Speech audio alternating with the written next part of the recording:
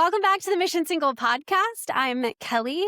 One of the most amazing things about doing this ministry of Mission Single is how God keeps connecting me to amazing single women around the country. One of the great examples of that is my guest, Katie Zimmerman. I know that you will be inspired and encouraged by her story. So Katie, thank you so much for joining me. And can you just tell the audience a little bit about yourself and your journey of faith? Absolutely. Kelly, thank you so much for having me on here.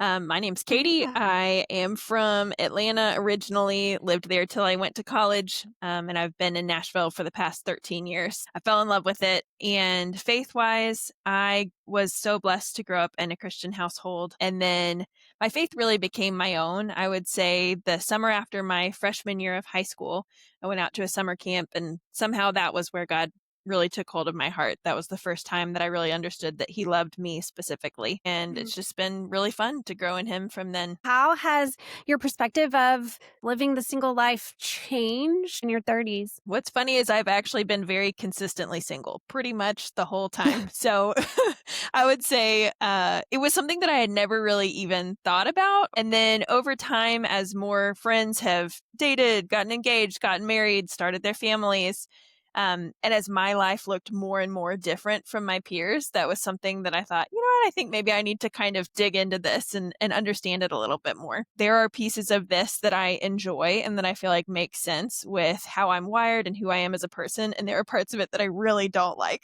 And so I just kind of felt more of that freedom to start digging more into it with him and asking the harder questions. And So what is it that really drew you to the mission of helping single women live wisely? I love that that's your mission, Kelly. I think one thing that I realized was growing up, I really had never seen singleness modeled by the women around me. The community that I was in, pretty much all of the women that I knew were married and had kids. And I had just never thought to question what might a life look like if that is not the case. One thing that was really helpful for me last year, as God and I were kind of wrestling through that, is he brought a series of a few women into my life who have lived faithfully as single women into their 60s, 70s, 80s. And it was just transformational for me to get to hear their stories and seeing it modeled in the lives of these women that I had never seen before, because I realized I've never known anybody to get married and never talk to a married person. I've never known anybody to have a child and never have talked to a mom.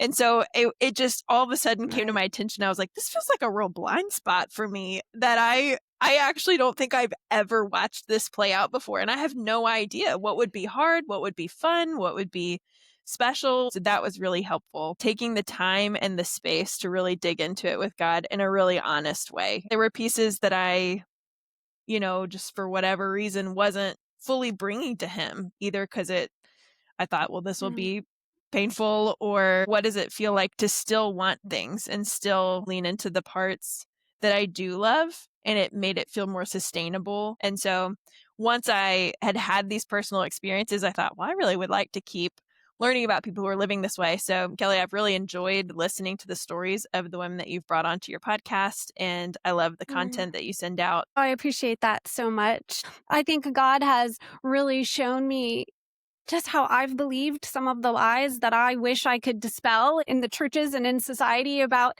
being single. They're the very things that I have had to lay down at the feet of the Lord and say, I have believed these too. I have believed that I'm left behind, or I have believed that maybe something is wrong with me, or just keep praying and believe that God is going to bring that person and he's going to give you the desires of your heart. And it's a real honest look at what scripture says about that.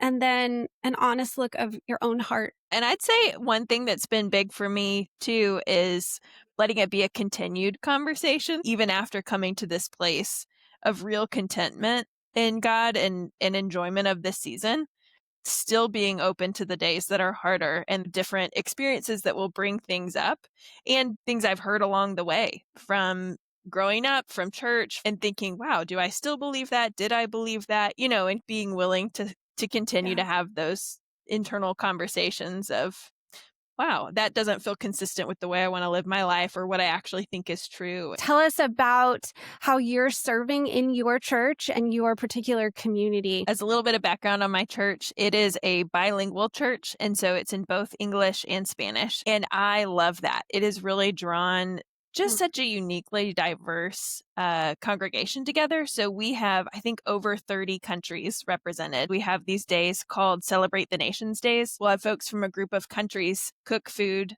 that's typical to their country and share it with the rest of the church. So it's kind of like a giant potluck, but with this specific intent to really celebrate these friends who are from these different places and learn a little bit more about whether it's South America or Africa or whatever area we're celebrating that day. Are there different perspectives specifically about singleness, or is it pretty much the same view of marriage? It has opened up for me a really unique view of family. I've learned a ton about God and community and faith and family from all of these different cultures. I'm really blessed to be someone's tia, which is auntie in Spanish, and somebody's sobrina, which is niece in Spanish, somebody's filha, which is daughter in Portuguese. I've just been really blessed to be invited into families and into cultures that aren't my own. I used to work with some people who lived in Central Asia and the Middle East, and we would work through a translator, and we were trying to help them do some outreach on social media and just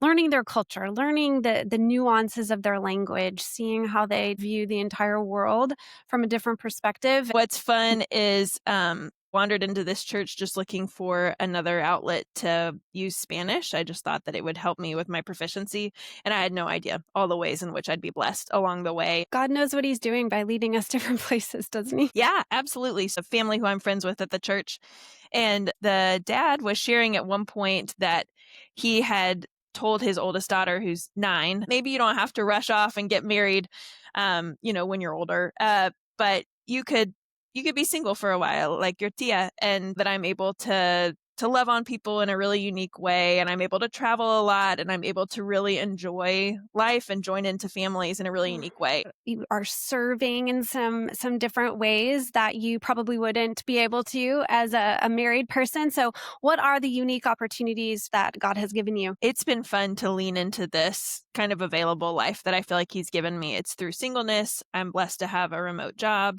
I have family that lives nearby. One of the things that I got to do last year was I had a friend whose mother had terminal cancer. And so I was able to go Mm. and work from their house about a day every week and just be there with her and care for her. And then when she ended up in hospice, I spent a few overnights with her because I realized, you know what, as a single person, it doesn't matter at all where I sleep. My sister had the cutest baby a few months ago, and I've started working from her house usually 1 or 2 days a week and just getting to be really involved in his life. I'm really Mm. blessed. There are 15 kiddos that I consider nieces and nephews across the Wow. US. And it's just sweet to be invited into so many people's lives and show up to weddings and funerals and the hard days and the good days. I also love the neighbors I've been given. I love the friends I've been given. And so I feel like I'm just kind of constantly learning the ways in which I can be available. You're being faithful with the time and the opportunity. You recently had a beautiful experience. What inspired you to approach your mom and ask for this gathering? My mom has been in the same Bible study for the past, I think, maybe 20-ish years. And these Mm. are women who I adore and who have been loving on my mom and praying for each other's kids that whole time. Each time that any of their kids get married or have a baby, they throw these beautiful showers. And I've been to a million showers in my day, but theirs are really special. They're very prayerful. It always feels like this moment of them welcoming especially the younger women, sort of into this new stage. And so I've been to these over and over and over. And it could feel a little bit like I was maybe a little bit behind. And I had never thought to ask the question, okay, what happens if one of us never gets married, never has kids? Do we never get to have this moment with these women? It's important for us to celebrate each other and walk with each other Yeah. into these new stages of life. And so I had asked my mom, do you think your friends would be open to having brunch or something with me? It doesn't have to be anything big, just a moment, because I love them and I respect them and I would like this moment with them. I have no idea what God has in store for me.